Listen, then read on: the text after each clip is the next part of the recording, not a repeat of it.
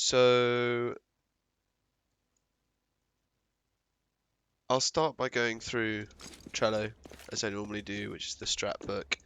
For those people that are watching the VOD, again, if you don't have access to the Trello, I've released all the strategies and everything, so you can kind of go through it at the same time if you want. And it might help your own teams or your own individual play, or however you're feeling. But you can find the links there, invites to that, in my TwitLonker, which is pinned on my Twitter, which is /_CS. Otherwise, just watch the Twitch VOD and learn a couple things here and there. I'll be slowly reading the chat as I go through. The delay shouldn't be super long, so I should be able to answer questions. And I will go off line like this. Okay, so we'll start with some T-side stuff. So Train was an interesting one for our team in Team Shazoo. We had a lot of different strategies and they had a lot of different merits, and we just we didn't know when to use the different strategies to be most effective. But what we came up with was a Pop-Tart execute.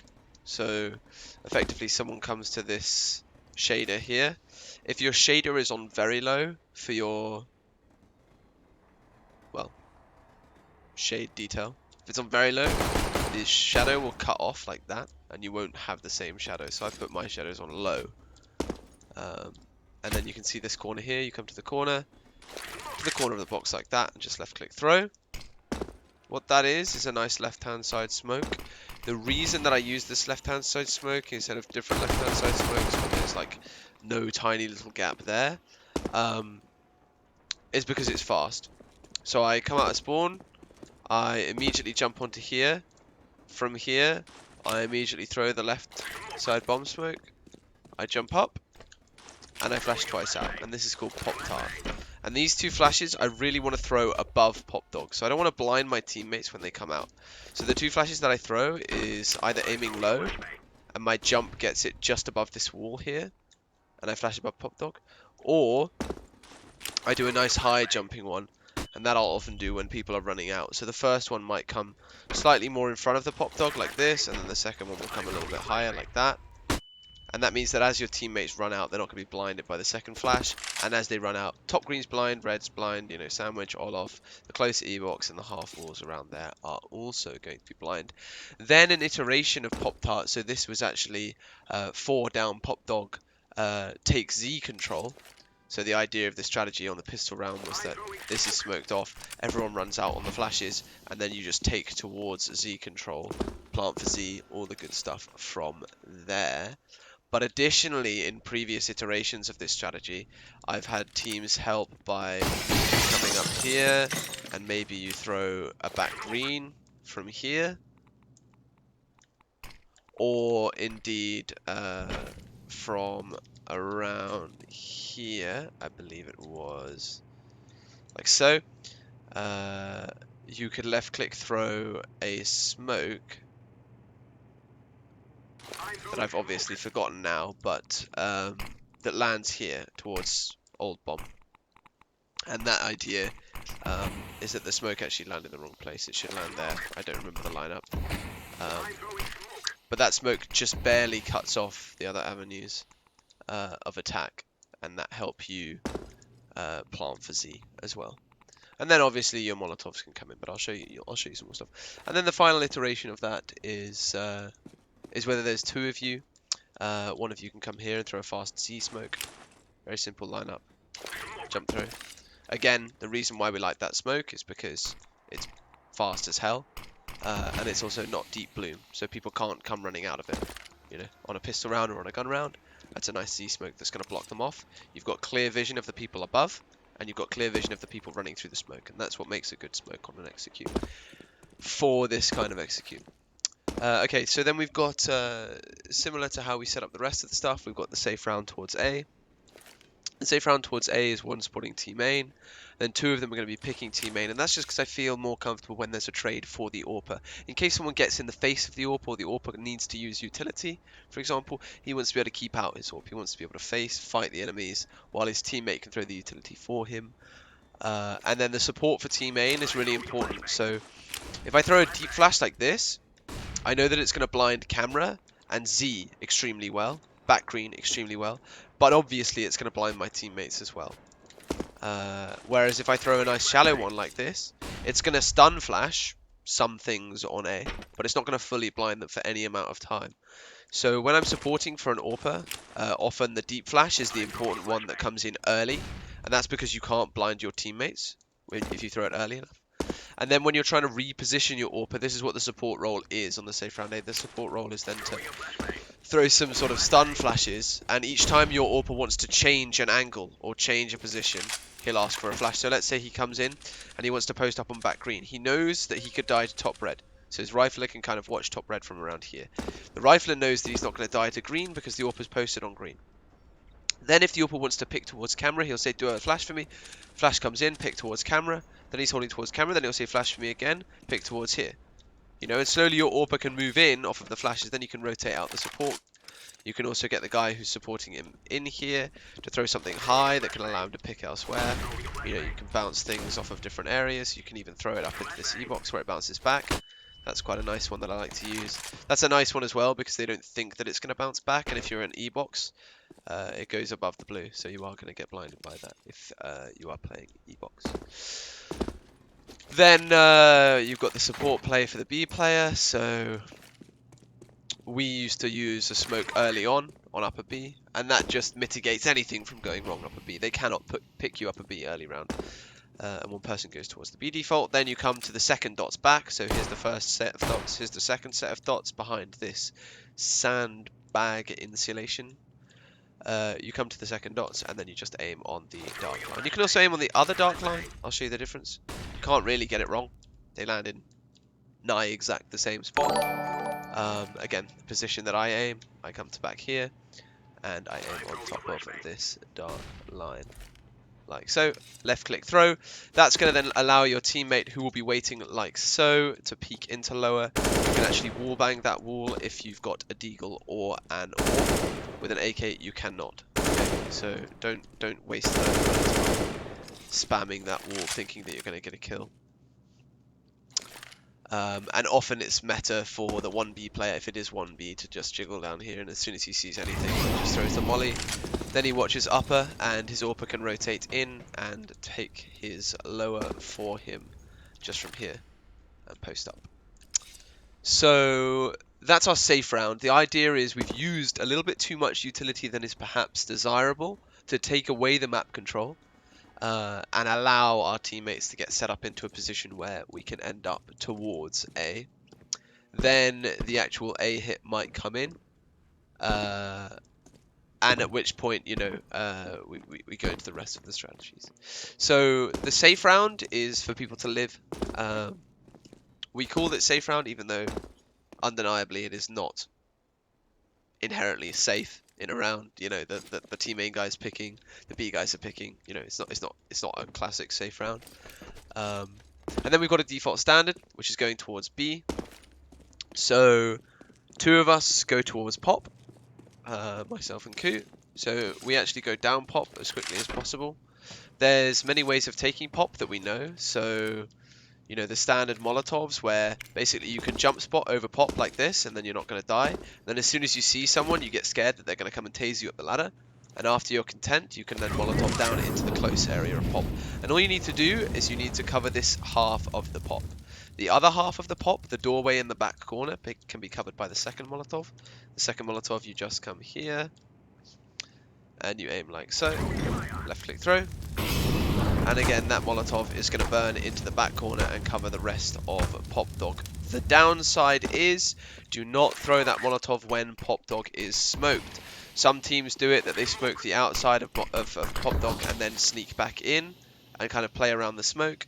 Additionally, don't throw a Molotov down Pop when it's smoked here, for obvious reasons. They see your feet, you don't see them. And just be aware that that's one way of taking Pop Dog. What I noticed as well that teams started to do, which is actually really smart, is to break the glass at the same time as you release a pin. So the God Flash from maybe a year ago was to come here, crouch, and just right click on the bottom of the vent.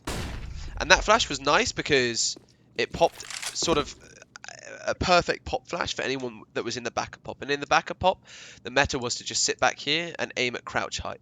The reason you aim at crouch height is because when people drop down, like so, you see how I actually went down? If you come close to taking damage or take damage from full, you actually go through the crouching animation, whether you like to or not. And that's why you see people coming into pop and holding a lower than headshot angle. It's because when they fall down, they're going to fall down and crouch, inherently. You know, if you can react otherwise. So anyway, so that used to be the God Flash, but then the problem was that you're so close to the guy that they can hear you pull the pin. And that was a problem because when you release the flash, the guy hears it coming and turns. So then you got this weird meta where people started to crouch in and do this, you know, just to beat the sound cue. And you've got different ways where people started to throw some down like this, and then people started to come to this corner and throw from here, and then throw one down here and then come down with it, kill the guy before the flash pops. And it became this whole awkward pop meta. And now I think the pop meta is a little bit better. You break the glass and you go 3, 2, 1, break the glass, and the guy goes break, break. You don't hear the flash being released, and then you can all fall down while the guys fall blind. And that's the sort of new pop meta. So 2 of us take pop. Despite the fact that we have methods for taking pop, we felt like it was best to just go off of spawn, come immediately down, and try and punish a guy that might be late, or punish a guy that doesn't really know what we're doing. Then we've got 2 guys towards B. One is smoking upper, swinging lower. The double swing lower is when one person swings out from here and one person swings out from here at the same time. Obviously it's open to upper, so the upper smoke is there. And then the execute comes in, which is a left side bomb and a lower smoke, and maybe a Z smoke. Yes, and a Z smoke. So the lower smoke, very simple. Just throw a lower smoke. There's some janky ones where you can throw the smoke and get it to land down here and you get a little one way. Not a huge fan of that because I feel like I would rather have the smoke serve its purpose and block information entirely. It also means that it can help us for when you're trying to fake B later on. Then the Z smoke that I go to is I come here, I come to the light, I shift throw. And that's my go-to Z smoke. The reason I like that Z smoke is because they can't really play on the smoke. If you're in the smoke, you're in the smoke. If you're above the smoke, you are above the smoke. So that's my go-to Z smoke. It's not super in, it's kind of out, which allows them out, but it helps you get into the B site. So again, lower smoke, line up in between these 2 poles, shift, run, throw. Then you can come forwards, throw a lamp Molotov like so. Lamp Molotov leads to the back of the grey train. And what else did we have? We had lower Z. Oh, and left bomb. So the left bomb that I use is here. So I line up the windows like so, and then I aim down from the middle of the right windows. And then it should bounce. That's when you know you've done it right. And that's going to be a left bomb smoke. So what the guy sees if he's playing retake from grey and he's got a teammate coming in is that there's a Z smoke up. There's these 2 smokes coming up. There's a Molotov back here that might have burned the guy. It also burns the guy who's going to be on top of the place. So now you've got limited positions that you can die to. And then that inherently means that there are positions that you can't die to, or at least it's implied. And you just throw a nice pop flash that blinds those spots and not the other spots. So a simple pop flash like so allows your teammates to come out without being blind, and then if someone was playing any of these angles, coils, bomb site, something like that, they are going to be blind by the flash and the entry can come in. That was one of our B executes. One of our B executes. We've got an Ivy play. So the Ivy play, 2 taking Ivy control, the AWPer and the Rifler. Sometimes they jump, sometimes they run jump across. Then you throw your smoke like so. You can kind of wing it and you can kind of get it wrong, and it kind of always works. So Don't really be too concerned, but you come into this corner. This is a Russian D, so you can come from the left of the Russian D, or you can come up from the spot above the Russian D. It's kind of a wing it smoke. It's really easy to get right, really hard to get wrong. And then after you've thrown that smoke, you carry on running forwards till you hit here, and just on top of the light. And now you've mollied out and smoked left. Mollied right, smoked left. And molly right, smoke left then means that you've got full Ivy control, so they're going to want to retake. So you can then post up for a little bit, maybe throw a second lurk smoke, or maybe you smoke off the right hand side. Don't know what you like to do. But you can boost on top of these boxes and get some cheeky kills. You can wrap all the way around and start pincering towards B. The Ivy play was kind of open. Then we've got one guy smoking B up early. So what I tried to do was have this guy on the A, on the B, and on the Ivy play. He's always throwing this smoke. So the guys have no idea what this smoke means. Does this smoke mean that they're coming B? Does this smoke mean anything? It's just to block info. So he's going to throw that smoke. Then on the Ivy play, these guys use pop mollies. So again, one like so, and the other like so. Again, there's like a proper lineup that you can do if you're worried that you're missing it, but you know, getting it roughly correct is good enough when you're using 2 Molotovs. And this includes, on the Ivy take, this includes a little bit of a B take as well. So we do have a guy pop flashing for the B player, and the Ivy could be a B split, could be an A split. Comes from a mid-round call, effectively. Then we've got a Ghost Execute. So the Ghost Execute is kind of intrinsically more interesting. What you've got is you've got an E-box smoke, you've got a 5-6 smoke, you've got a fast Z smoke, and these are our lineups. These aren't actually the smokes used by Ghost, but these are our lineups that we use. And you've got a back green smoke. And the idea of this execute is you've denied, that should be a Z smoke, you've denied the information. Okay, the CTs don't know what's going on. So there's going to be a molly and 2 people wait in here. And you can line up Molotovs if you so see fit. You don't have to, it's not part of the execute, but if you do want to Molotov certain positions, coming on top of this vent, for example, aiming at the bottom of the red train, that's going to Molotov mid-bomb.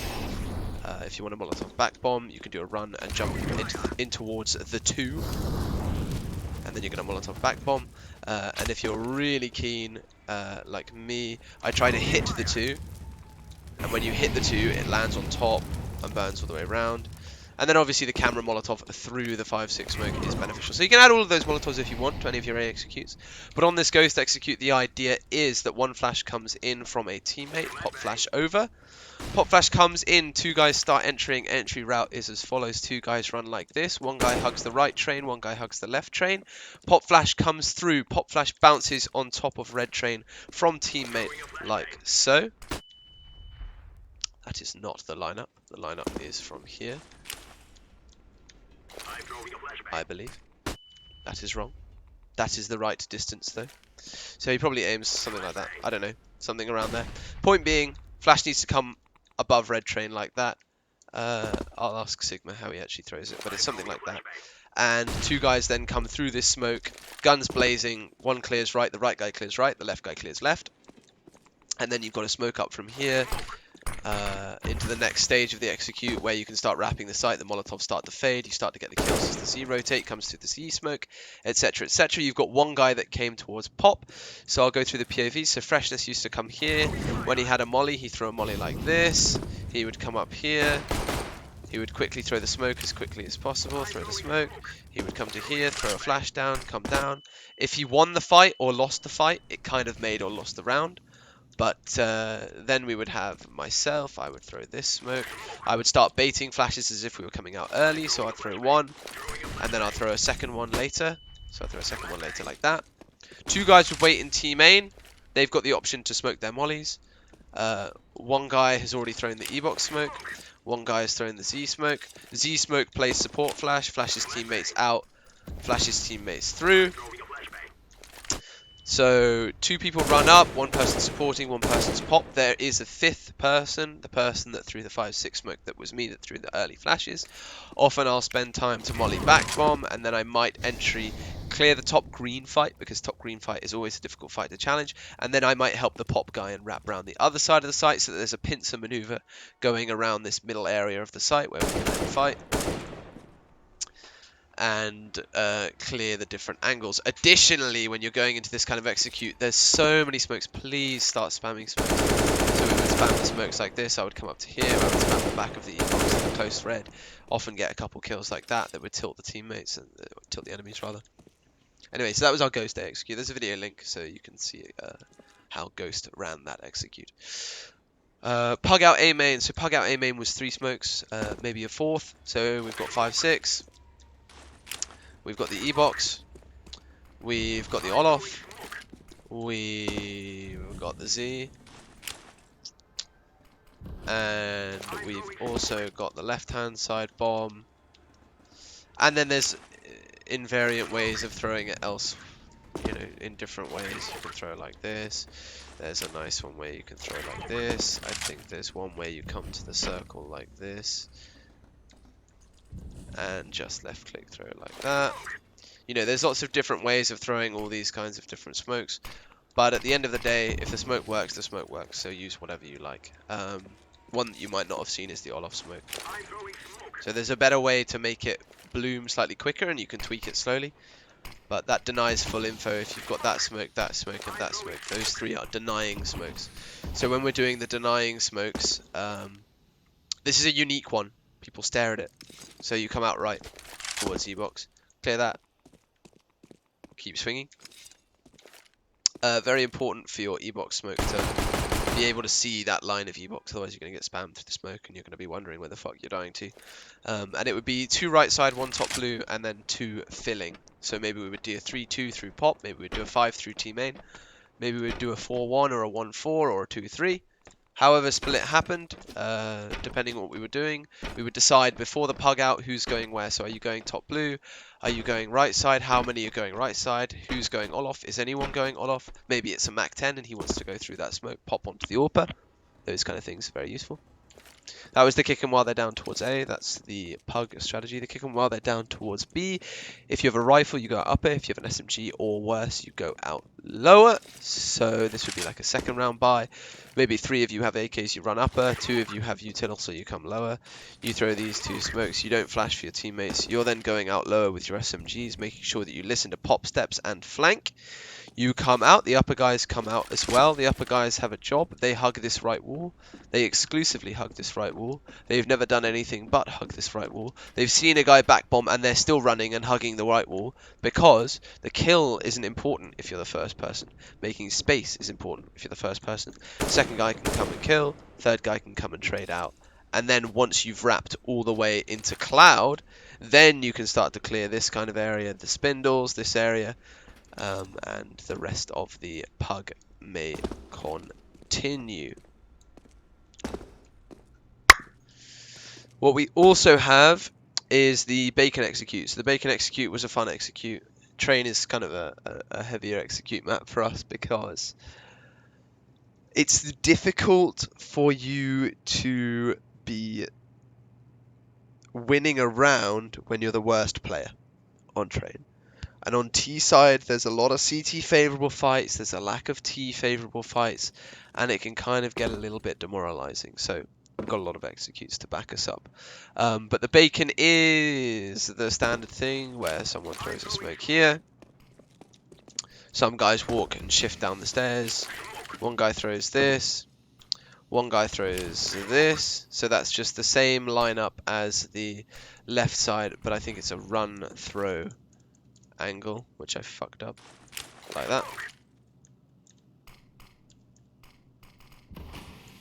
So then you've got a deep lane, you've got your Z smoke, you've got your lower smoke, and you've got an upper lurk smoke, and those are the 5 smokes because you've used one here earlier. If you want to line it up, you can kind of just jump into the corner, and then you can come out a bit and just left hand click one. What I found out is if I came into this box and I aimed here, I want to say, and then I come all the way to the right, that was the lurk smoke. So I would come into the middle bottom of the thing. And then I found out that actually if I come slightly lower, it helps out as well to come a little bit more shallow. And what you want to block is you want to block the Z kill and you want to block the oil kill. So you come through that smoke. There shouldn't be a second smoke there. And you kill anyone oil, Z smoked, left side smoked, so they're going to come from back here. You can throw one on top. And on this one, the entry pop, they do not come out. So they throw lower smoke. Sorry, entry lower. They throw lower smoke, molly, the standard stuff, but they don't come out lower. They don't come out lower. They don't. They don't. They wait in lower. And 2 or 3 of us entry out upper. We start clearing. Maybe this guy top grey train free kill. Back grey train or back bomb is also a free kill because they can't handle the execute part. Then once you've wrapped this far, the Z should be smoked. Maybe your teammate can volley that while you keep your gun out. You clear the back of oil area, and then you're starting to clear the spindles. Then you've started to clear the site. The only place they can be is first lane or yellow train to grey train lane. And you can tell your lower guys to entry, and your lower guys know that when they entry, they jump down, they clear that lane, they clear their close, they clear this lane, and then they're good to plant for oil. Then the final is a B eco. The B eco is very simple. Everyone runs lower. Molly comes up. Everyone hugs the left-hand side. You wrap the guy into back bomb. You start killing the Z rotators before you've even killed the B guy. And the B guy is kind of like, help, help, help, help, help. Everyone rotates in. You kill the rotators before you kill the B guy, and then you've got a 5v1. Best case scenario. And that was just an eco round, so it was high risk, high reward. If your teammates all get mowed down and you only manage to kill one guy, then you obviously just go for the default plant. And that was the T side towards train. Let me see if I know a couple extra things on T side. So, couple extra things aside from the Molotovs that I already showed.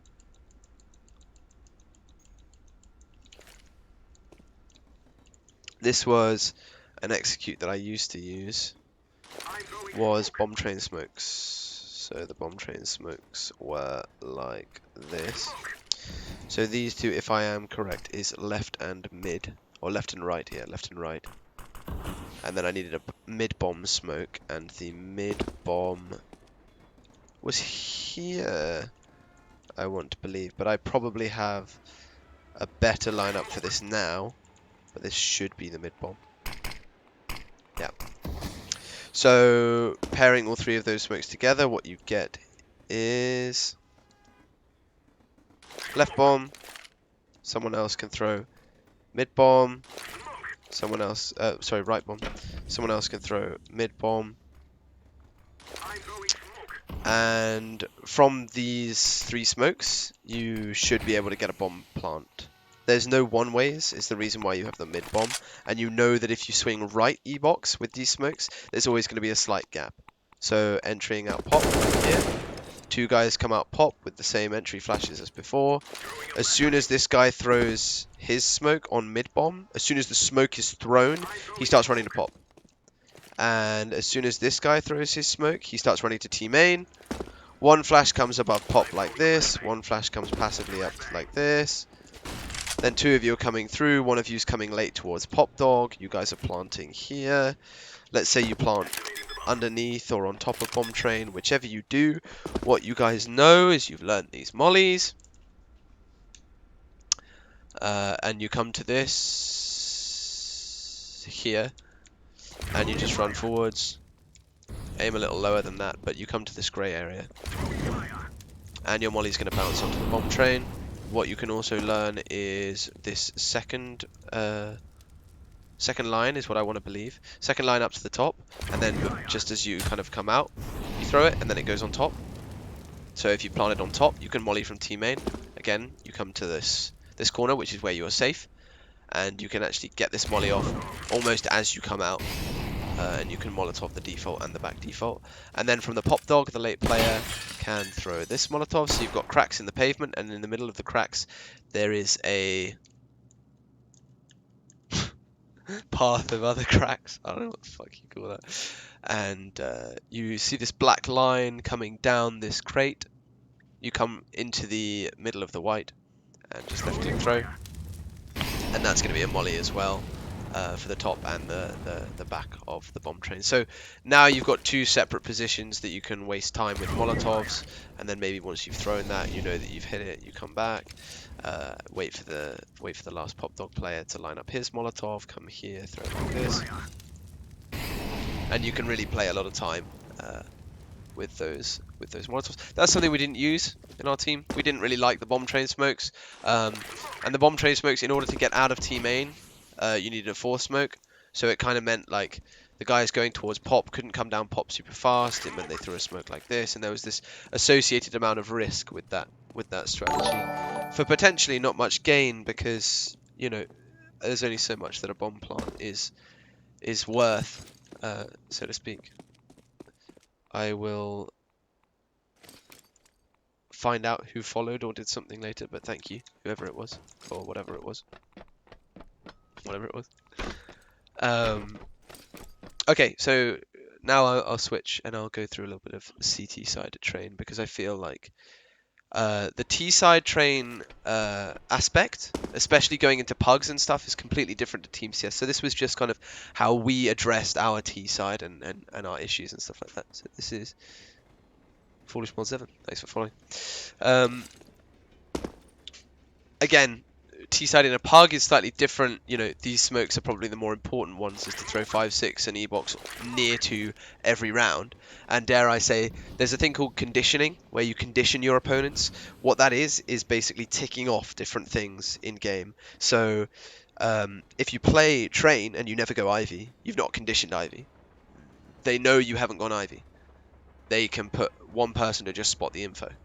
Similarly, if you don't go B, you haven't conditioned B. So if you do then go towards Ivy or to B, because you haven't conditioned it, because you haven't made their life difficult, as soon as you start to make their life difficult, they call for rotates. And this can be played in both sense. You know, you can purposefully not condition a certain area of the map and then throw a fake. So what I used to do was, again, something I covered in another video, especially on Inferno, was game plans. So you come with a game plan A, game plan B, you do the first 7 rounds, you go towards A, the next 7 rounds you go towards B. And if you win the pistol, we would go towards A, we would grind out these bomb plants, we'd grind out the rounds. Then you'd start going towards B and you'd start rolling the momentum. If you won pistol, you just roll the momentum from the start by going towards B, and then grinding them later out towards the A rounds. So these are different ways that you can play, but it's really important in pug situations, especially when playing T-side train, that you condition the entire map. It means you go T main. It means you go pop dog. It means you go upper B. You go lower B. You go Ivy. You walk out randomly, because if they're playing 1B, they can't watch upper and lower at the same time without being in a weak position.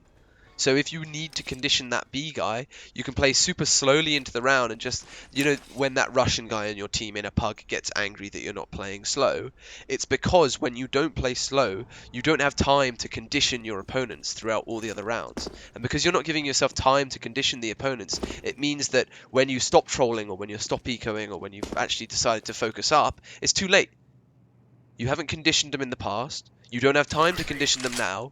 You're actually on the buy round, you're on B, and suddenly they've rotated 4 players in and one's flanking pop. And it's the most obvious shit. And in that sense, in a team, you can do it, but in a pug, you can't. Because in a team, you can have faith in your execute. You can have faith in your protocols. You can have faith in what you're going through. But in a pug, it's completely different. There's not a fucking chance in hell. So really important are these two smokes. These are conditioning smokes for the rushes. That means that either you are or you aren't rushing. They're going to have to burn Molotovs. And it's also worth conditioning Pop Dog. So taking Pop Dog, throwing HEs in Pop Dog and stuff like that, just to make sure that they don't have it for free. Because if they shift in Pop Dog, there's a lot of information they can gain for free. Quickly see this message. Okay. For the CT side of train, switch over. For the CT side of train, it's an interesting one. There's some strong things that a lot of people do. There's some weak things that people don't do. The meta shifts in different ways. So, for example, the meta used to be 2B, then it became 1B, then it became 2B, and now it is 1B, starting to become 2B. That's the current meta. And then it was meta to Molotov first immediately, to bounce onto blue. Then it was meta to Molotov deep. Then it was meta to not Molotov and just throw HEs. And now it's become slightly more meta to throw the flashes and then go into Molotovs later on. But, you know, it is what it is. How the fuck do I get rid of this?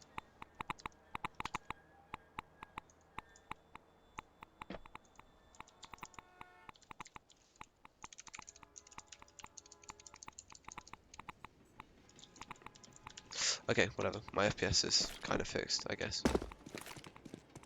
Yeah, okay. And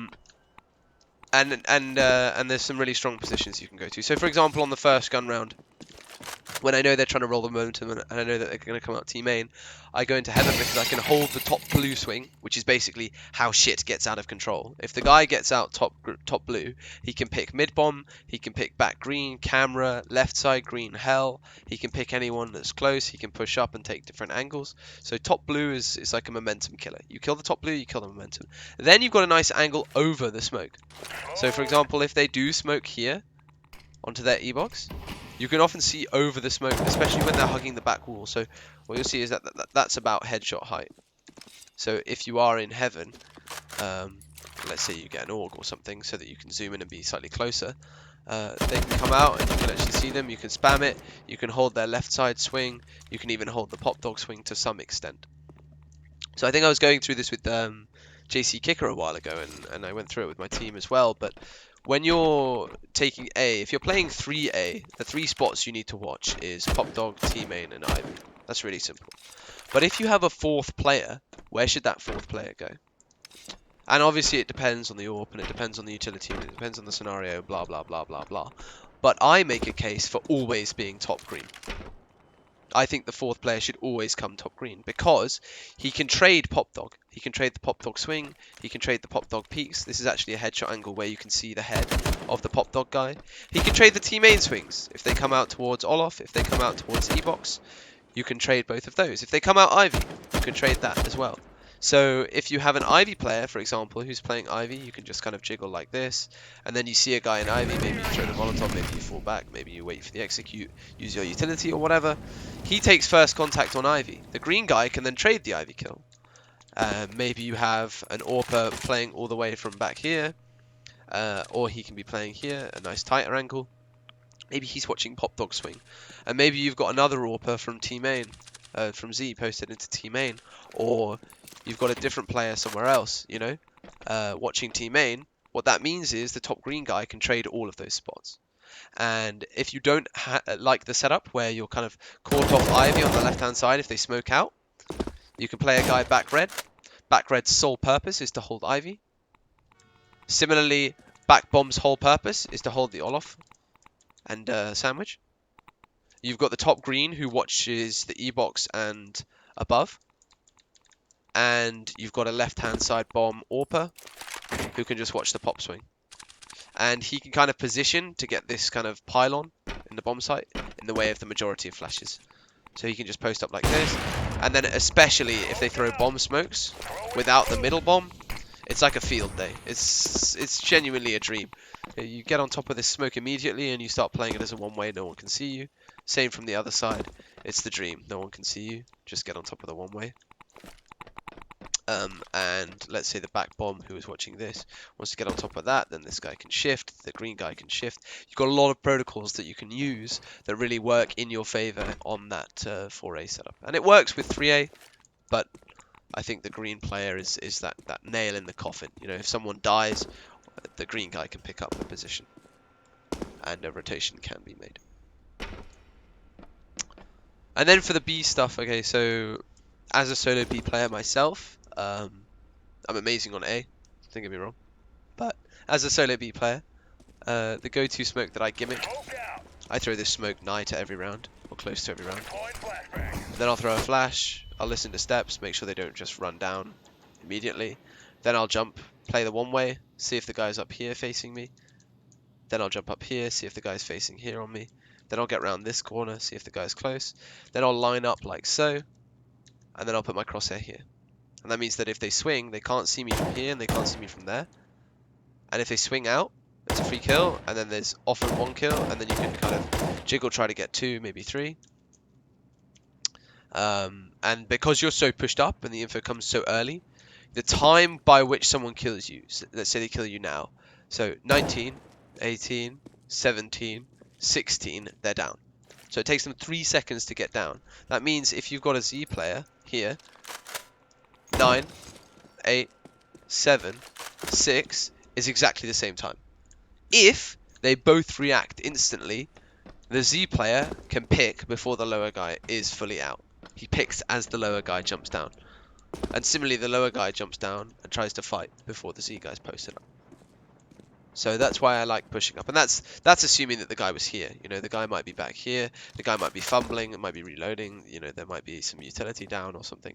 And they might stall for a few seconds to understand what they're going to do. Maybe they wait for the IGL instead of just going on their own hunch. Maybe they wait for the IGL and the IGL says, oh shit, we got to kill. That's an extra 2 seconds that your Z player then gets on top of that as well. So I'll throw that for a lot of the rounds. And then after throwing that for a lot of the rounds, I'll come up towards here. And I'll come on top of back bomb, on top of mid bomb.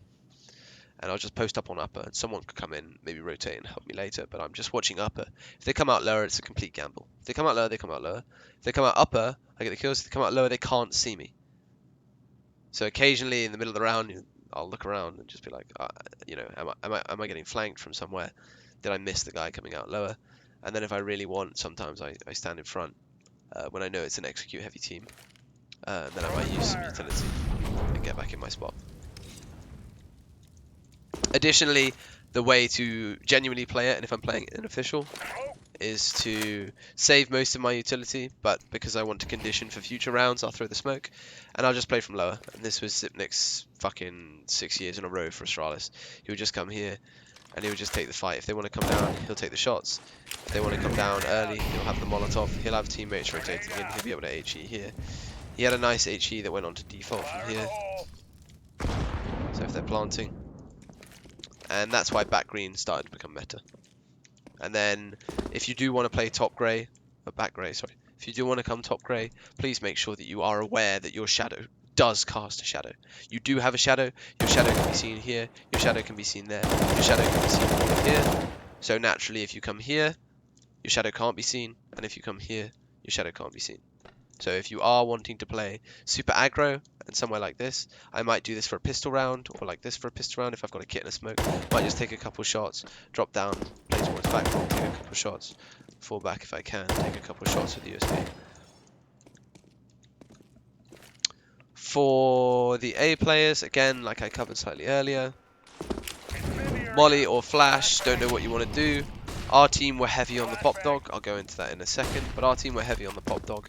So we would throw a flash that allows us to get into pop dog and then take our fights from there. And then going through what we did in pop dog. So we would come, we would molly.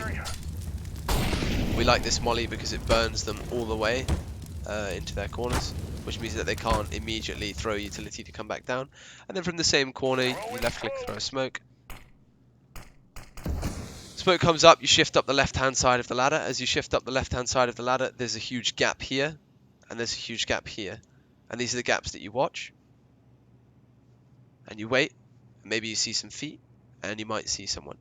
And to give you a bit of perspective, the reason that I'm now a UMP player, as people might not know, the reason I'm a UMP player is because I've been trying to work on playing with my UMP for specifically this scenario, in that I can go pop and play UMP forever. I did it for the entirety of my ESCA on train, and I did it for the entirety of the playoffs. Ended up at the end of train on like something stupid like 120 ADR in an overtime series when I was still buying the UMP. But the reason why is because of this.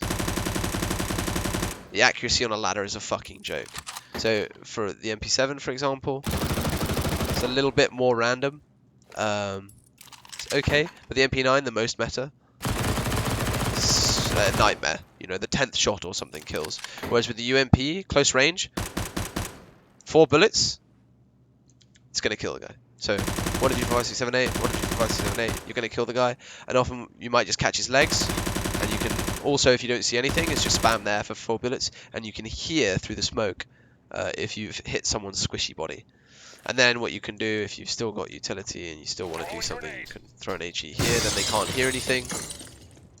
Or you can throw an HE there and they can't hear anything. And just chip away at the damage, basically. But that was a really nice gimmick. And then if there's 2 of you towards pop, you can then throw a second smoke. And by that time, in our team, we had a pop crunch. Don't know if it's written. No, it's not written. But we had a pop crunch, and as I say, I get aggro as hell like this. And this was me and my other teammates had the UMP. But I get aggro as hell like this. And then I might come and shift up towards here. You know that the molly's bled, so if he's not here, it's clear. And then you can hold this, then the smoke comes up, the guy might walk through the smoke, he's going to get killed by my teammate. And then as the smoke starts to fade, you start coming up, you start clearing everything, and then you know that pop's clear. Then you know that pop and B is fully clear. So you just need to leave one guy to kind of watch brown halls and white halls, this being brown halls, this being white halls, because it's showers. So you just need to make sure that they're not in brown halls and white halls, and then you can basically chill and lock down the entirety of A site with 5 of you.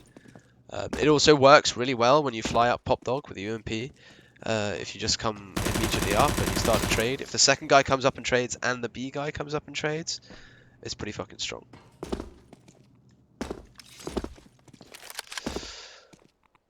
Then, I suppose I should go through some of the setups.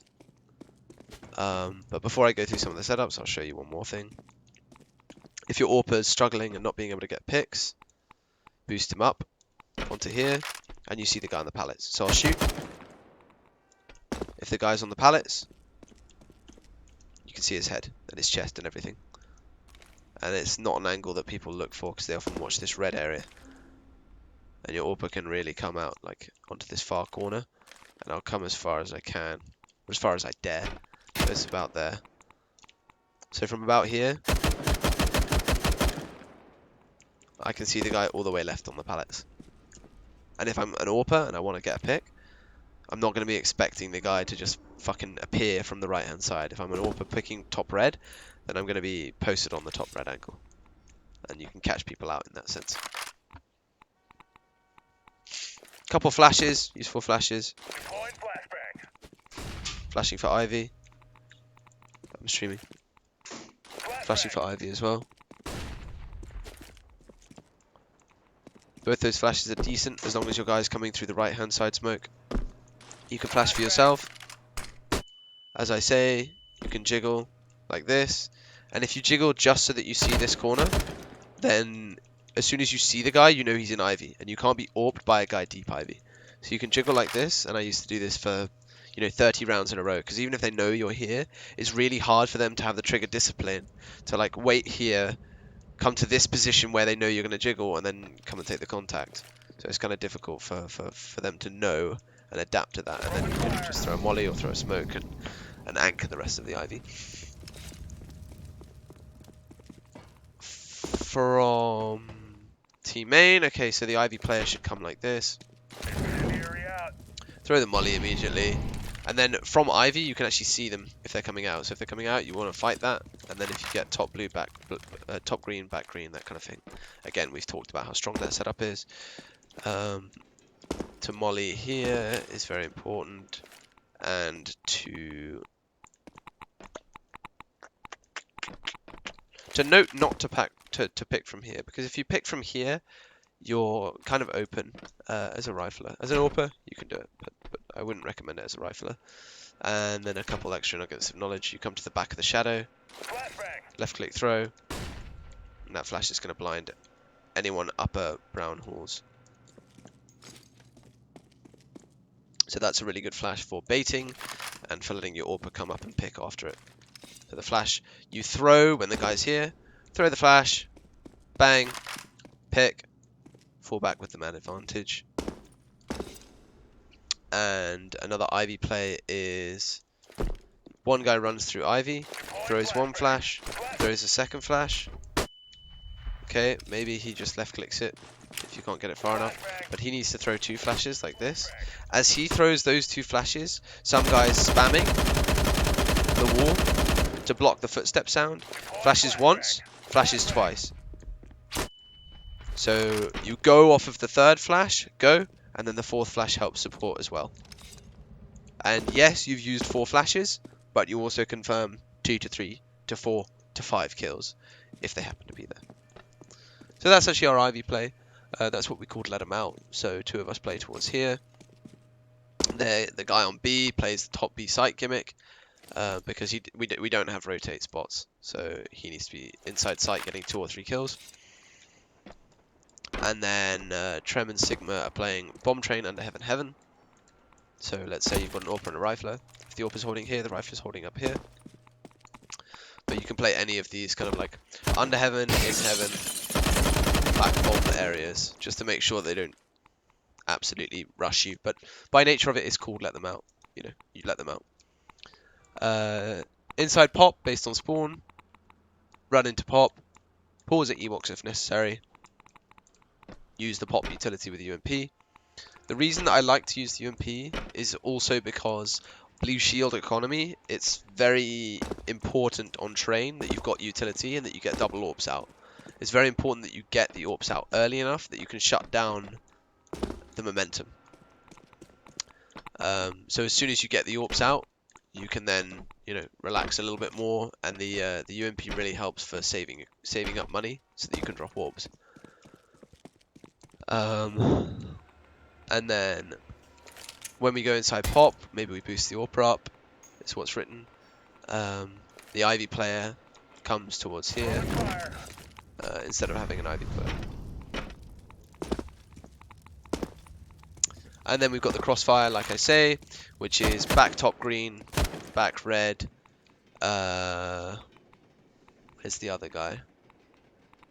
Top bomb train B. Mid bomb. So in our setup we had AWP posted here, mid bomb posted here, red posted here, and back green kind of jiggling and taking AWP picks as he wants, but also mostly trading out.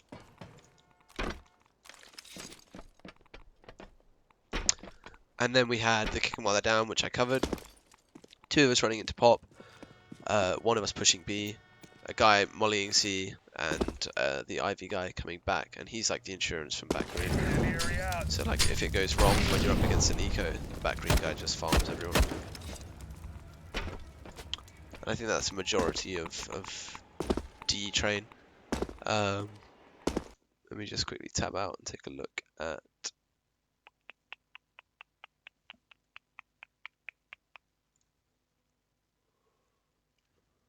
Prac notes.